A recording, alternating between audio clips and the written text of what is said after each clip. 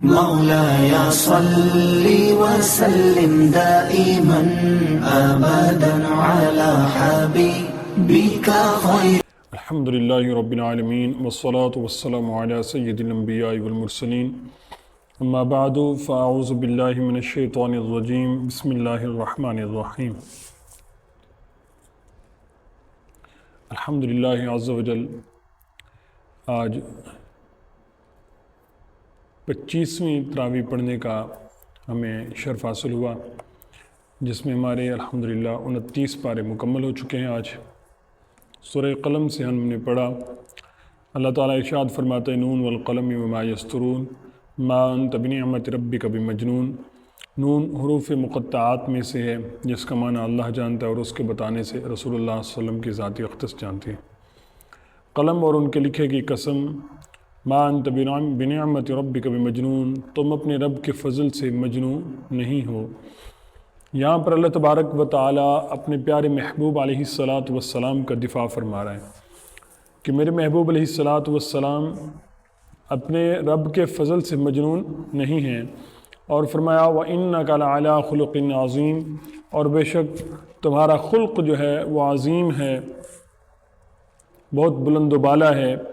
اسی صورت میں اللہ تبارک و تعالیٰ نے آگے ارشاد فرمایا عُتُلٍّ بَعْدَ ذَلِكَ زَنِيمٍ، کہ اے محبوب علیہ السلام آپ کا جو دشمن ہے اس کی اصل میں خرابی ہے، اور فرمایا ان کان ذا مال و بنین، اس پر کہ کچھ مال اور بیٹے رکھتا ہے۔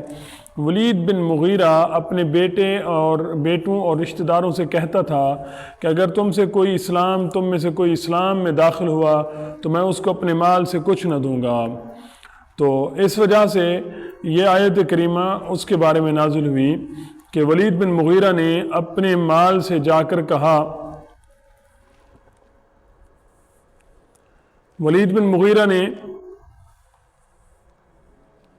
اپنی ماں سے جا کر کہا کہ محمد مصطفیٰ صلی اللہ تعالیٰ علیہ وآلہ وسلم نے میرے حق میں 10 باتیں فرمائی ہیں، 9 کو تو میں جانتا ہوں لیکن ایک ہے جس کو میں نہیں جانتا، تو میں خطا ہونے کی اس کا حال مجھے معلوم نہیں کہ میں خطا سے ہوں، یا تو مجھے سچ بتا دے ورنہ میں تیری گردن مار دوں گا۔ اس پر اس کی ماں نے کہا تیرا باپ نہ مرد تھا، مجھے اندیشہ ہوا کہ وہ مر جائے گا تو اس کا مال غیر لے جائیں گے، تو میں نے ایک چرواہے کو بلا لیا، تو اس سے ہے۔ تو ولید بن مغیرہ کو یہ بات بھی معلوم ہو گئی کہ میری خطا، اصل کے اندر جو خطا ہے وہ برحق ہے، اور اس سے یہ بات واضح ہوئی کہ رسول اللہ صلی اللہ علیہ وسلم کے جو گستاخ ہوتے ہیں ان کی اصل میں خطا ہوتی ہے۔ اور آگے اسی صورت کی آخری آیات کے بارے میں ہے کہ وَإِن يَكَادُ الَّذِينَ كَفَرُوا لَيُزْلِقُونَكَ بِأَبْصَارِهِمْ لَمَّا سَمِعُوا الذِّكْرَ وَيَقُولُونَ إِنَّهُ لَمَجْنُونٌ وَمَا هُوَ إِلَّا ذِكْرٌ لِّلْعَالَمِينَ، کہ جو شخص نظر بد کے لیے 49 ٹائمز یعنی کہ 49 مرتبہ پڑھ کر دم کرے گا تو انشاءاللہ عز و جل نظر بد کا اثر جو ہے وہ ختم ہو جائے گا۔ اور آگے سورہ حاقہ ہے، سورہ حاقہ قیامت کے بارے میں ہے اور قیامت کے حق ہونے کے بارے میں ہے، اور اس کی آیت نمبر 13 میں سور پھونکنے کا حکم ہے کہ فَإِذَا نُفِخَ فِي الصُّورِ نَفْخَةٌ وَاحِدَةٌ، پھر جب سور پھونک دیا جائے ایک دم، وَحُمِلَتِ الْأَرْضُ وَالْجِبَالُ فَدُكَّتَا دَكَّةً وَاحِدَةً، اور زمین اور پہاڑ اٹھا کر دفعتاً چورا کر دیے جائیں گے، زمین اور پہاڑ جو ہے وہ چورا چورا ہو جائیں گے۔ تو اللہ تعالیٰ یہ قیامت کی دہشت کو بیان فرما رہا ہے، اور پھر آیت نمبر 19 میں ارشاد فرماتا ہے فَأَمَّا مَنْ أُوتِيَ كِتَابَهُ بِيَمِينِهِ فَيَقُولُ هَاؤُمُ اقْرَءُوا، ایک وہ ہے جس کو نام اعمال قیامت کے دن دائیں ہاتھ میں دیا جائے گا، اور وہ کہے گا کہ مجھے اس بات کا یقین تھا کہ میں اپنے حساب کو پہنچوں گا۔ اور ایک وہ شخص ہوگا کُلُوا وَاشْرَبُوا هَنِيئًا بِمَا أَسْلَفْتُمْ فِي الْأَيَّامِ الْخَالِيَةِ وَأَمَّا مَنْ أُوتِيَ كِتَابَهُ بِشِمَالِهِ وَأَمَّا مَنْ أُوتِيَ كِتَابَهُ بِشِمَالِهِ، کہ ایک وہ شخص ہوگا کہ جس کو بائیں ہاتھ میں نام اعمال دیا جائے گا، وہ کہے گا ہائے کسی طرح مجھے نام اعمال نہ دیا جاتا اور میرا حساب نہ کیا جاتا۔ تو یہ کافروں کے بارے میں یہ آیت ہے کہ کافر جو قیامت کے دن کو جھٹلاتے تھے ان کے بارے میں ہے۔ اور آگے اللہ تبارک و تعالی نے تنزیل من رب العالمین، قرآن پاک کی عظمت کو بیان فرمایا کہ قرآن اس نے اتارا ہے جو سارے جہانوں کا رب ہے۔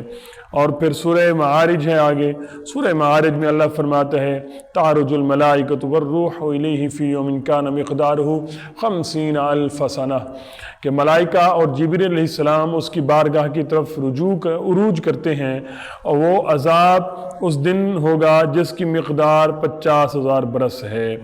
تو یہاں پر اللہ تبارک و تعالی نے قیامت کے دن کے مقدار بتا دی کہ وہ 50,000 برس کا ہوگا، دنیا کے جو 50,000 برس ہیں ان کے برابر ہوگا۔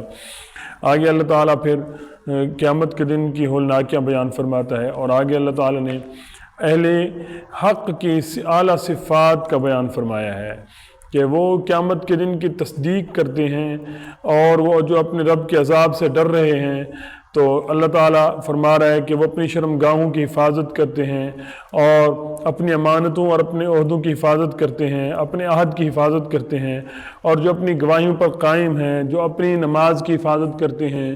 تو اللہ تعالیٰ فرماتا ہے یہ سب کے سب جو ہے نا یہ ہیں جن کا باغوں میں اعزاز ہوگا۔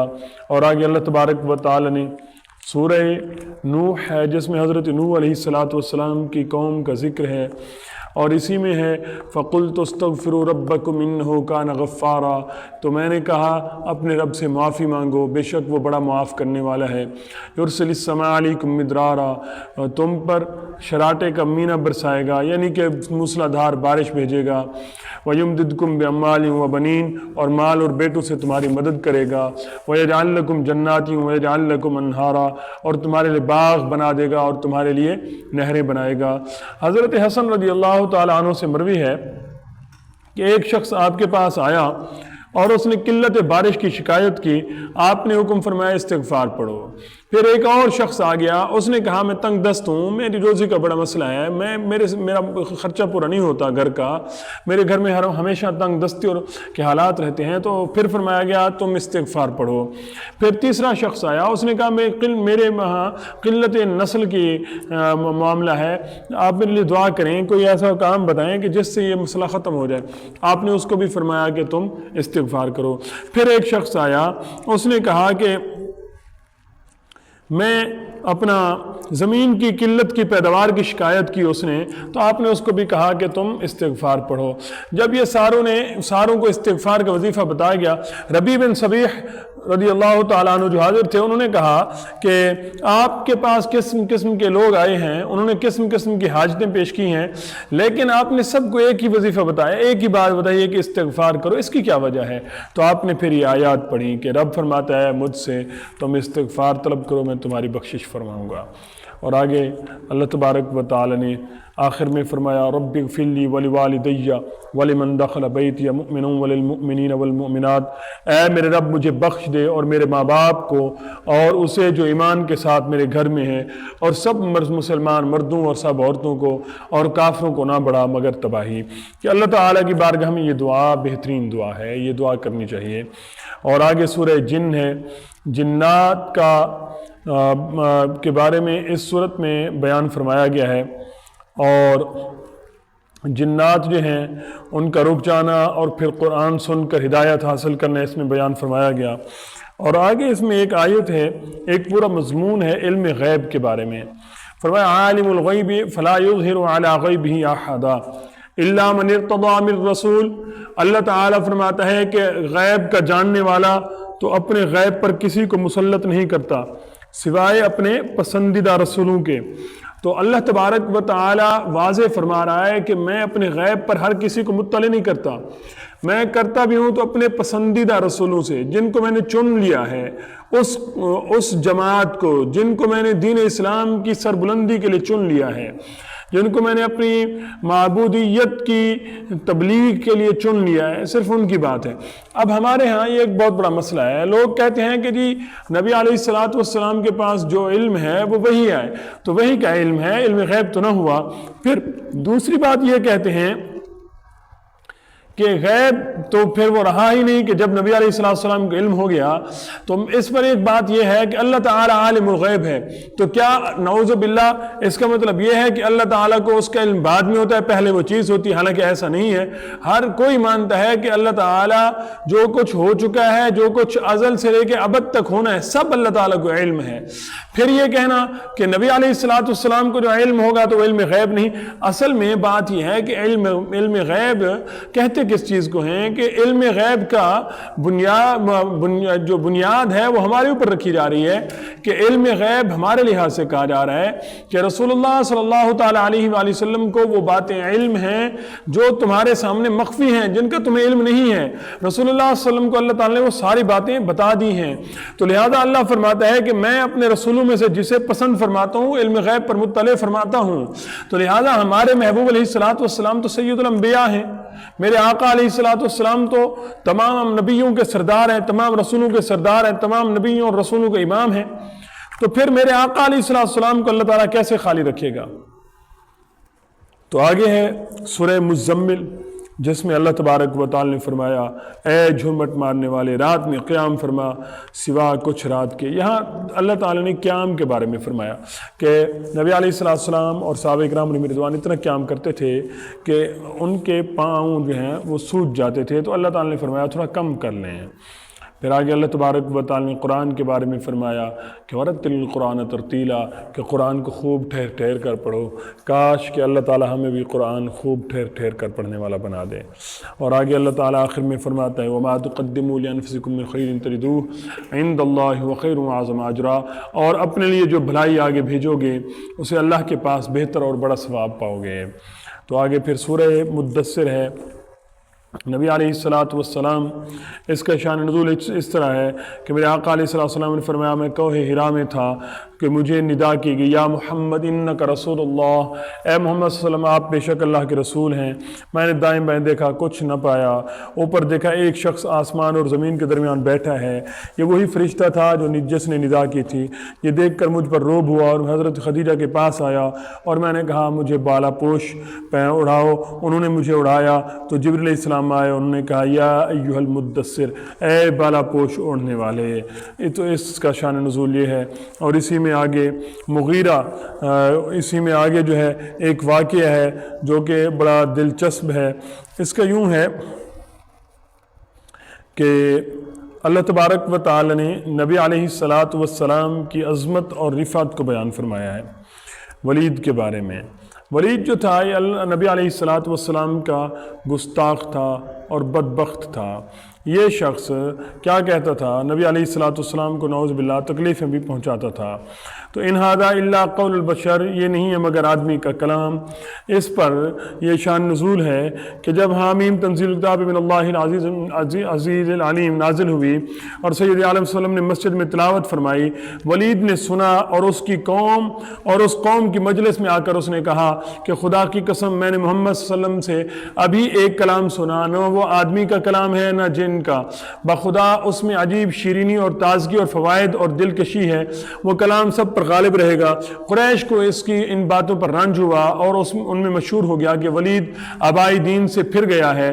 ابو جہل نے ولید کو ہموار کرنے کا ذمہ لیا، اس نے کہا کہ میں اس کو دوبارہ اپنے آبائی دین میں لے آؤں گا، اور اس کے پاس آ کر بہت غم زدہ صورت بنا کر بیٹھ گیا۔ ولید نے کہا کیا غم ہے؟ ابو جہل نے کہا غم کیسے نہ ہو، تو بوڑھا ہو گیا ہے، قریش تیرے خرچے کے لیے روپیہ جمع کر دیں گے۔ انہیں خیال ہے کہ تو نے حضرت محمد صلی اللہ علیہ وسلم کے کلام کی تعریف اس لیے کی ہے کہ تجھے ان کے دسترخوان کا بچہ کھانا مل جائے۔ اس پر اسے بہت غصہ آیا اور کہنے لگا کیا قریش کو میرے مال و دولت کا حال نہیں معلوم؟ اور کیا محمد صلی اللہ علیہ وسلم اور ان کے اصحاب نے کبھی سیر ہو کر کھانا بھی کھایا ہے؟ ان کے دسترخوان پر کیا بچے گا؟ پھر ابو جہل کے ساتھ اٹھا اور قوم میں آ کر کہنے لگا کیا تمہارا خیال ہے کہ محمد صلی اللہ علیہ وسلم مجنون ہے؟ کیا تم نے ان میں کبھی دیوانگی کی کوئی بات دیکھی؟ سب نے کہا ہرگز نہیں۔ کہنے لگا تم انہیں کاہن سمجھتے ہو، کیا تم نے انہیں کبھی کہانت کرتے دیکھا؟ سب نے کہا نہیں۔ کہا تم انہیں شاعر گمان کرتے ہو، کیا تم نے کبھی شعر پر کہتے پایا؟ سب نے کہا نہیں۔ کہنے لگا تم انہیں کذاب یعنی جھوٹا کہتے ہو، کیا تمہارے تجربے میں کبھی انہوں نے جھوٹ بولا؟ سب نے کہا نہیں۔ اور قریش میں آپ کا صدق و دیانت ایسا مشہور جھوٹ تھا کہ قریش آپ کو امین کہا کرتے تھے۔ یہ سن کر قریش نے کہا پھر کیا بات ہے؟ ولید سوچ کر بولا کہ یہ بات ہے کہ وہ جادوگر ہیں، تم نے دیکھا ہوگا کہ ان کی بدولت رشتہ دار سے باپ بیٹے سے جدا ہو جاتے ہیں، بس یہی جادوگر کا کام ہے، اور جو قرآن وہ پڑھتے ہیں وہ دل میں اثر کرتا ہے، اس کا باعث یہ ہے کہ وہ جادو ہے۔ اس آیت کریمہ میں اللہ تبارک و تعالی نے اس کی اس بات کا بیان کر کے رد کر دیا، اور آگے پھر اللہ تبارک و تعالی نے ارشاد فرمایا فی جنات یتساءلون، باغوں میں رہنے والے ایک دوسرے سے پوچھیں گے، مجرمین سے پوچھیں گے ما سلککم فی سقر، تمہیں کیا بات دوزخ میں لے گئی؟ فقالوا لم نک من المصلین، وہ بولیں گے ہم نماز نہیں پڑھتے تھے، ولم نک نطعم المسکین، اور مسکین کو کھانا نہ دیتے تھے، وکنا نخوض مع الخائضین، اور بیہودہ فکر والوں کے ساتھ بیہودہ فکر کرتے تھے، وکنا نکذب بیوم الدین، اور ہم انصاف کے دن کو جھٹلاتے تھے، حتی اتانا الیقین، یہاں تک کہ ہمیں موت آ گئی۔ تو اللہ فرماتا ہے فلا تنفعهم شفاعۃ الشافعین، تو انہیں سفارشیوں کی سفارش کام نہ دے گی، یعنی کوئی ان کا سفارشی نہیں ہوگا۔ تو لہذا یہ اللہ تبارک و تعالی نے یہاں پر جہنمی اور جنتیوں کے مکالمے کا جو ہے وہ ذکر فرما دیا ہے۔ آگے پھر سورہ قیامہ ہے جس میں قیامت کے بارے میں اللہ تعالی نے ارشاد فرمایا ہے، پھر اس کے بعد سورہ دہر ہے، سورہ دہر بھی اللہ تبارک و تعالی نے فرمایا بے شک آدمی پر ایک وقت وہ گزرا کہ کہیں اس کا نام بھی نہ تھا، بے شک ہم نے آدمی کو پیدا کیا ملی ہوئی مٹی سے کہ اسے جانچیں تو اسے سنتا دکھا کر دیا۔ تو یہاں پر اللہ تبارک و تعالی نے سورہ دہر میں بھی یہی ارشاد فرمایا، اور پھر سورہ مرسلات ہے اس میں بھی اللہ تعالی نے قسم کھائی کہ قسم ان کی جو بھیجی جاتی ہیں لگاتار پھر زور سے جھکا دینے والیاں۔ یہاں پر اللہ تعالی نے پھر بیان فرمایا ویل یومئذ للمکذبین، کہ تباہی ہے، بربادی ہے جھوٹ بولنے والوں کے لیے۔ تو جھوٹ بولنا چھوڑ دیں، جھوٹ بولنا کسی بھی صورت جائز نہیں ہے، گناہ کبیرہ ہے۔ تو اللہ تعالی سے دعا ہے کہ اللہ تعالی ہمیں جھوٹ سے اور دیگر بیماریوں سے اپنی حفظ و امان عطا فرمائے، گناہوں سے نفرت عطا فرمائے، آمین بجائے خاطر